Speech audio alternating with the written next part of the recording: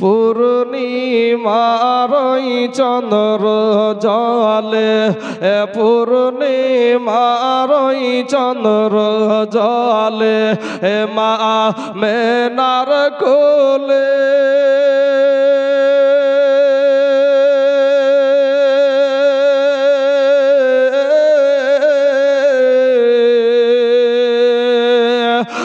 আদর করে চুমা দেয় মা ছেলের কপালে। 6 বছরের শিশু সন্তান, 6 বছরের শিশু সন্তান নবী মুহাম্মদ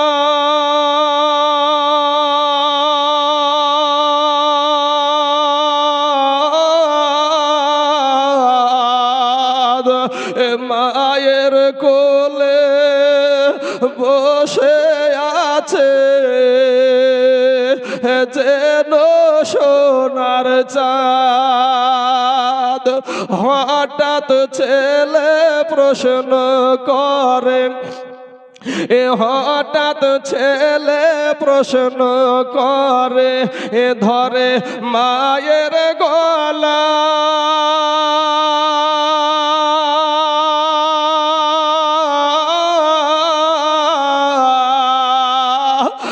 আব্বা কোথায় বলো মাগো,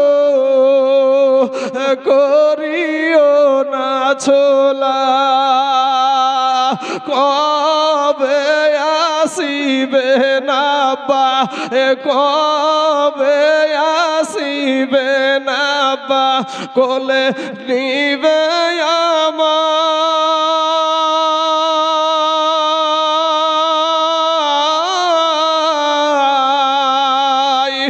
বলো বলো বলো মাগো, মিনতি করি তোমায়। মায়ের মুখে কথা নাই, মায়ের মুখে কথা নাই, হয়ে বেকারা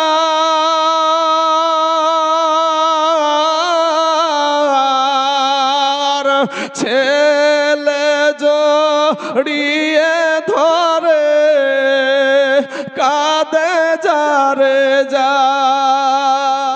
একটা কথা শুনেন, নাবিজির মসজিদ যেটা মসজিদে নবাবী, সেই মসজিদে 3 দিন আজান একামত নামাজ বন্ধ করে দিয়েছিল।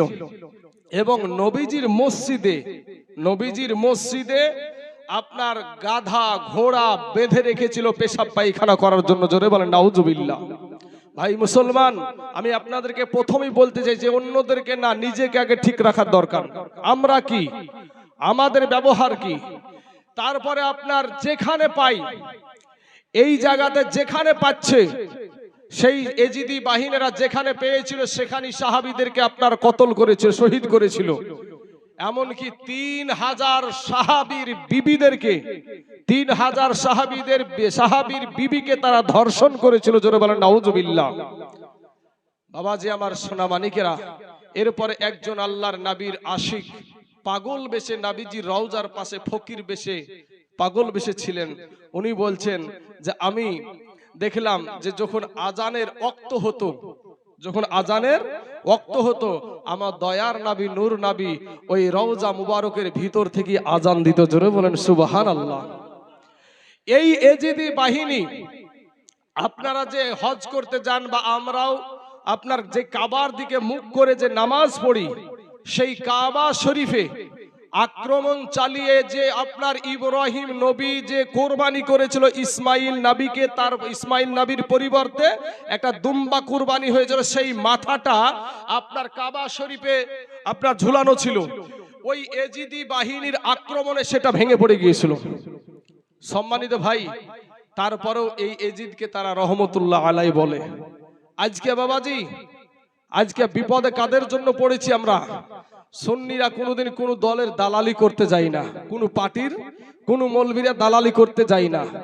সম্মানিত ভাই, আজ আমাদের যত কিছু উঠায়া দিচ্ছে এই সমস্ত ওহাবিরাই। আমি তাদের বিপক্ষে আমি তাদেরকে গালি দেওয়ার জন্য আমি বসি না, আমার গালি দেওয়াটা আমার আদর্শ না ভাই। তবে আমি আপনাদেরকে এতটুকুই বলছি যে যারা ইমাম হুসাইনের জন্য পানি বন্ধ করেছিল তারাও ছিল মুসলমান। লালবাগের হাজারদুয়ারিতে নবাব সিরাজদৌল্লার সাথে যে মির্জাফর, সেই মির্জাফরই করেছিল, সেও ছিল মুসলমান নামের একজন কুলাঙ্গার। আপনারা ভাবছেন যে মুসলমান হলি বাবা জান্নাতি নাকি, গরুর মাংস খালি মনে হয় জান্নাতি? না ভাই, কুত্তাতেও গরুর মাংস খায়। কুত্তাতে গরুর মাংস খায় না গো? কুত্তাতে গরুর মাংস খায়। তাহলে বোঝা যায় যে গরুর মাংস খালি যে মুসলমান। সরকার ভাবলে এরা তো গরুর মাংস ছাড়া বাঁচবে না, হ্যাঁ আমাদের কুরবানিকে বন্ধ করবে। আরে ভাই, আমাদের জন্য আমার আল্লাহ পাক রব্বুল আলামিন এক রাস্তা বন্ধ করলে হাজার রাস্তা খোলা রেখেছে। মুমিন ব্যক্তিদের জন্য, কমিনের জন্য নয়, মুমিনদের জন্য এক রাস্তা বন্ধ হলে আমার হাজার রাস্তা আপনার জন্য খুলে দেবে। আপনারা শুনেছেন যে মুসা নবীকে 3 দিক থেকে ঘেরাও করে ফেলেছে, আর আরেক দিকে সাগর, নদী। সেই নদীতে আর যাওয়ার রাস্তা নাই। সাহাবীরা বলছেন, ইয়া ওগো আল্লাহর নবী মুসা আলাইহিস সালাম, এবার কি হবে? আল্লাহ পাক রব্বুল আলামিন জিবরাইলের মাধ্যমে বললেন, তোমার হাতে কি? বলে আশা মুবারক লাঠি, ওই লাঠি দিয়ে আক্রমণ করো পানিতে। যেমন পানিতে আক্রমণ করলে একেবারে বাবাজি 34 নম্বর রোড হয়ে গেছে, হইয়ে রোড। ওই রোড দিয়ে মুসা নবীর দলবল নিয়ে পার হয়ে গেল, আর যত এই কুখ্যাত কাফের গুলা ছিল পানির ভিতরে প্রবেশ করে সবগুলা ওখানে শেষ। আমার ওদিকে বক্তব্য না। তো বাবাজি, যেই জালেম বেড়ে যাবে দেখবেন ওর বিচার আমার আল্লাহ করবে। তবে আপনাকে একটা কথা বলি, আমি একটা কিতাব পড়েছিলাম, যদিও তখন আমি এটা দেওবন্দি মতের কিতাবটা আমি পড়েছিলাম। তো সেই কিতাবটাতে পড়েছিলাম যে শাহ কাশ্মীরি রহমতুল্লাহ আলাই, তো উনি একটা ভবিষ্যৎবাণী করেছেন কি, যেই ভারতের জমিনে কাতারে কাতারে মুসলমানদের লাশ পড়ে থাকবে, কাতারে কাতারে মুসলমানদের লাশ পড়ে থাকবে। এই লাশ দেখে, এই মুসলমানদের কষ্ট দেখে বাংলাদেশ, পাকিস্তান আর আফগানিস্তান, এই 3টে দেশ একত্রিত হবে, দিয়ে আপনার আক্রমণ করবে ভারতে, ভারতকে আপনার তারা জয় করে নেবে। তখন হবে এটা মুসলিম কান্ট্রি। কিন্তু তার আগে মুসলমানদের কাতারে কাতারে লাশ পড়ে থাকবে। ওই আমি দেখতে পাচ্ছি যে আমি যেই বইটা পড়েছিলাম, আমার জানে মনে হচ্ছে যে কিছুদিনের মধ্যে সেই জিনিসটা আসছে, কিছুদিনের ভিতরে সেই জিনিসটা আসছে। আমি ওই বইয়ের সাথে আমার মিল হয়ে যাচ্ছে। সম্মানিত আমার ভাইয়েরা, তাই আপনাদেরকে বলবো, কারোর সাথে আপনার মুসলমান ভাইকে আপনি আঘাত করিয়েন না, কষ্ট দিয়েন না। কোন যুবকদেরকে ভালো কথা বলেন। যুবক ভাইয়েরা, যেটা ইসলামিক শরীয়ত সম্মত সেইভাবে চলেন। হেফাজত করার মালিক হলো কে? জোরে বলেন কে? কোনো কাফেরের কাছে মুসলমানেরা মাথা নত করে না। আমাদের কাছে অস্ত্র নাই, আমাদের কাছে বন্দুক নাই, আমাদের প্রশাসন না, আমাদের মুখ্যমন্ত্রী না, আমাদের প্রধানমন্ত্রী না। তারা যদিও মুখ্যমন্ত্রী আছে, আমরা মেনে চলি, তাদেরকে সম্মান করি, প্রধানমন্ত্রীকেও সম্মান করি, কিন্তু আমাদেরকে বারবার বাংলাদেশি, নামাজ পড়তে হলে বাংলাদেশে যাও, পাকিস্তানে যাও, এই রকম তকমা দেয়।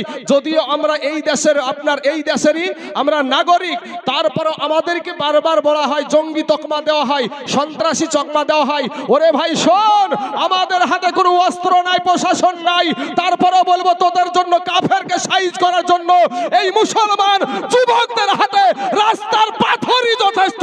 কথা বলেন ঠিক না ঠিক? ভয় লাগছে ভাই? মনে হয় আপনাদের ডমকলের কি করেছিল এই মোবাইলে, কি করতো, কন্টেন্ট ক্রিয়েটর অ্যারেস্ট করে নিয়েছে বাবাজি। হক কথা, সত্য কথা বলতে, যে সত্য কথা তুলে ধরেছে তার জন্যই অ্যারেস্ট।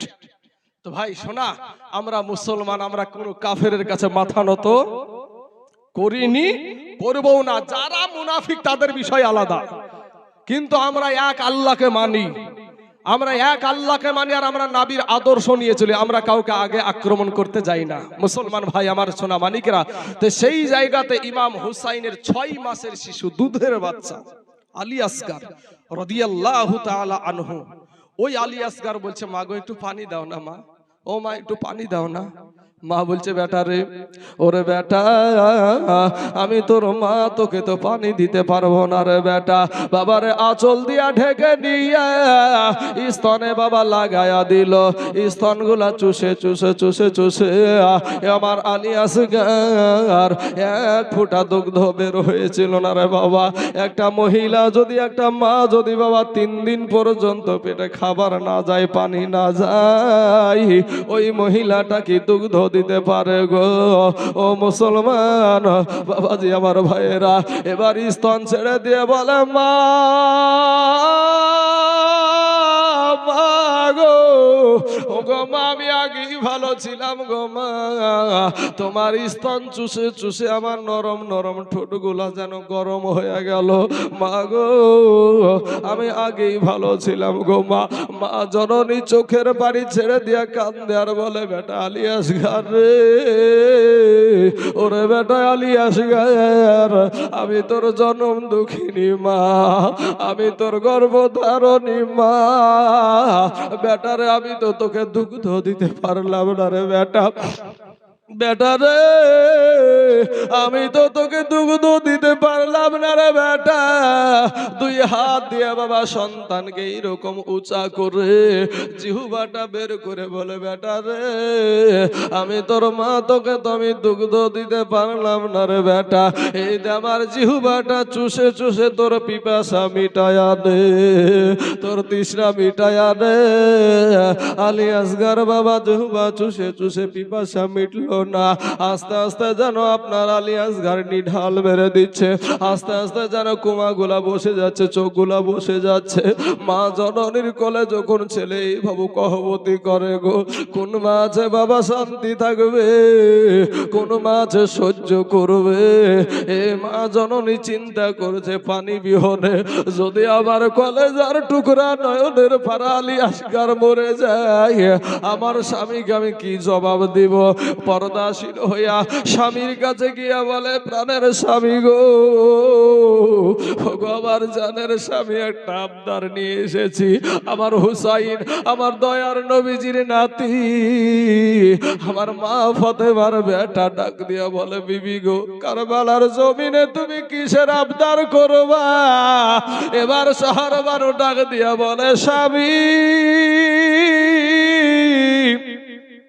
আমি মক্কা যাওয়ার আবদার করব না, আমি মদিনা যাওয়ার আবদার করব না, আমার বাবার বাড়ির আবদার করব না, আমার আবুল কাসেমের জন্য আমি আবদার করব না, আমার নিজের জন্য না, আমার জয়নাল আবেদিনের জন্য না, আলী আকবরের জন্য না, সাকিনার জন্য না, এই দেখেন আমাদের দুধের বাচ্চা আলী আসগারের জন্য স্বামী গো, এক ফোঁটা একটু পানি চাই গো স্বামী।